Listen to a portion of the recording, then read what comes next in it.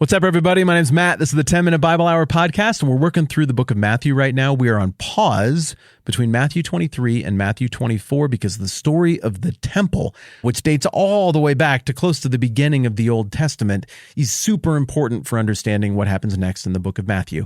We're on the home stretch right now of looking at that whole big story as we've been doing for several episodes, so I'm just going to pick up right where I left off yesterday.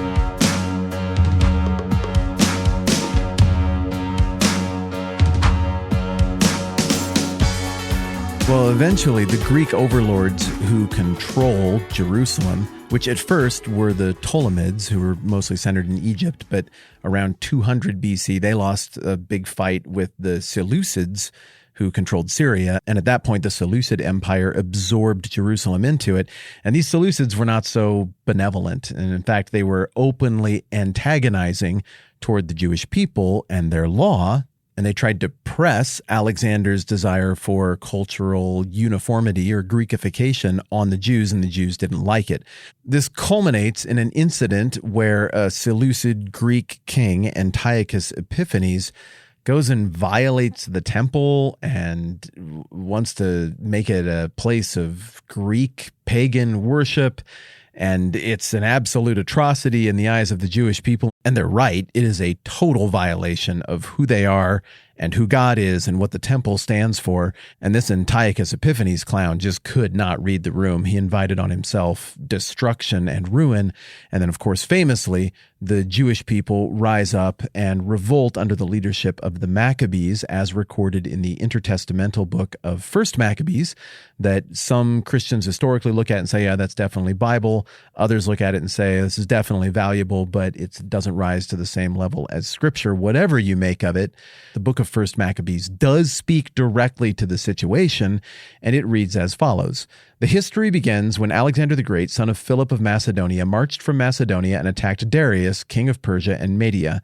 Alexander enlarged the Greek Empire by defeating Darius and seizing his throne. He fought many battles, captured fortified cities, and put the kings of the region to death. As he advanced to the ends of the earth, he plundered many nations, and when he had conquered the world, he became proud and arrogant. By building up a strong army, he dominated whole nations and their rulers and forced everyone to pay him taxes. Continuing, verse 5. When Alexander had been emperor for 12 years, he fell ill and realized he was about to die. He called together his generals, noblemen who had been brought up with him since early childhood, and he divided his empire, giving a part to each of them. Quick side note here, the contemporary historical data describes what happened with Alexander's death a little bit differently than what we get from this disputed intertestamental book, but I still think this is valuable. Continuing, verse 8. After his death, him being Alexander, the generals took control, and each had himself crowned king of his own territory. The descendants of these kings ruled for many generations and brought a great deal of misery on the world.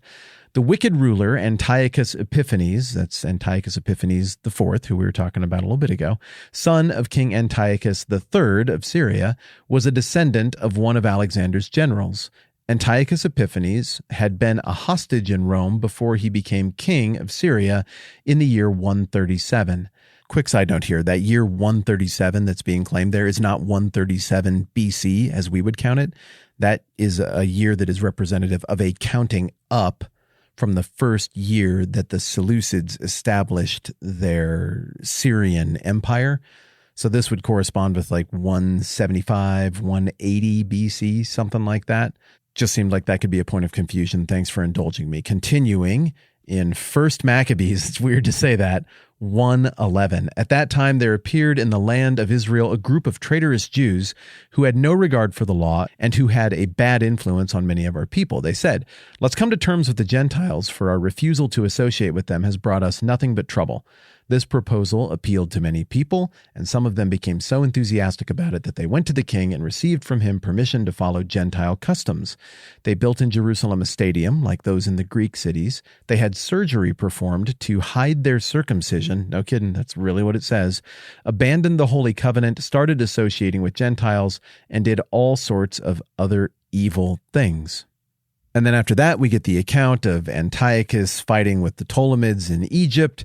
And then he turns his anger toward the Jews, and this persecution starts that I was referencing earlier, and we get that whole account from this ancient document of First Maccabees, and then it rolls into the very nationalistic story of how the Maccabees family rose up in revolt against their Greek overlord, and eventually this leads to the establishment of a free and independent Jewish state, the Maccabean dynasty, or the Hasmonean dynasty, this is called.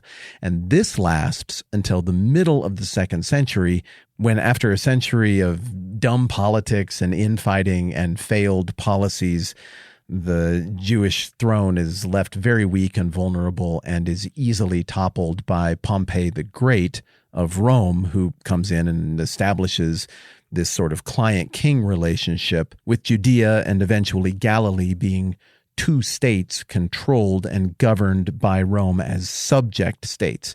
In the summer of 63, the defenders in Jerusalem against the Romans, against Pompey, failed. They realized they were doomed, and it sounds like a whole bunch of them committed suicide, which they considered to be a preferable option to the idea of seeing another foreign interloper come in and desecrate the temple once again, which, according to one Dead Sea Scroll, did actually happen. The suggestion there is that Pompey's men offered sacrifices to their own military standards of their different military units in and around the temple.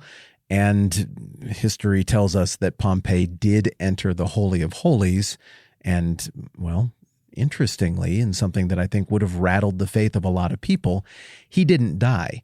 So folks who looked carefully at the accounts of Ezra and Nehemiah and who had this lingering suspicion that maybe God wasn't dwelling in that temple quite the same way he was during the time of Solomon's temple, they have those suspicions confirmed by stuff that happened under the Greek rule of Antiochus Epiphanes IV, and then further confirmed when an even more outsider, Pompey, rolls in from Rome, and his men sacrifice to their own military logos and emblems at the temple, and they don't die for it. And Pompey walks into the temple, and he doesn't die for it. And as if all of that wasn't rattling enough to them, on top of that, Pompey has the whole temple cleared and cleansed, if you will, imagery we've talked about a few chapters back looking at the book of Matthew, and he appoints his own dude, kind of an outsider, as his own puppet high priest. Very shortly after that, like within a decade, the Romans have their own political upheaval that occurs with the assassination of Julius Caesar. Pompey is already dead at this point. And because of the way things went down with Julius Caesar breaking all kinds of political norms, the idea of this old sort of democratic Roman republic is just over. And with Caesar's death, there's another vacuum of power, and now everybody scrambles to get it. And there's a civil war that develops between Antony and Cleopatra and Octavian, who goes on to win and claim the title Caesar Augustus. Caesar Augustus is the first emperor of the Roman Empire, and he, of course, is the guy who calls for the censuses, one of which prompted the Holy Family to go to Jerusalem to be registered, and now we're into the New Testament. Well, somewhere in all of that, a group of ethnic political outsiders from the fringes of Jewish territory find themselves in good graces, maneuvering in the circles of leadership, nobility, and court life in Caesar Augustus's court back in Rome. And this fellow named Antipater, the Idumean, the first of the Herod family, brokers some kind of deal where they get to be the ethnarch, effectively, like a local-ish king who works with the Romans and in exchange gets all kinds of power to govern. Antipater's son is Herod the Great. Herod the Great, as we've discussed, is an enthusiastic builder who's always making stuff, and he decides, under the constant pressure of being viewed as an outsider and not a legitimate leader, that he's going to curry some favor and make the temple great. And so he embarks on this massive, expensive expansion of the temple complex into the thing that was brand new and shining and beautiful and a wonder of the world that was in place when little kid Jesus got there with his family, and according to the book of Luke, got left behind because he was debating and arguing in the temple with the religious leaders and dazzling everybody with his knowledge, even as a kid. This expanded version of the Second Temple then, or Herod's Temple, as some people called it, that, once again, is the temple of the New Testament, and it is the temple that would eventually be destroyed by the Romans under Titus and Vespasian in 70 AD. That is the building that was this glorious edifice that awed the disciples at the beginning of Matthew chapter 24. You know what, my friends? If I hit pause right here, right now, it is going to divide out just right for us to complete our tour of the story of the temple tomorrow, and then after that to get back into Matthew 24. So that's the way I'm going to do it. We'll pick up right where we left off next time around. I'm Matt. This is the 10 Minute Bible Hour podcast. Let's do this again soon.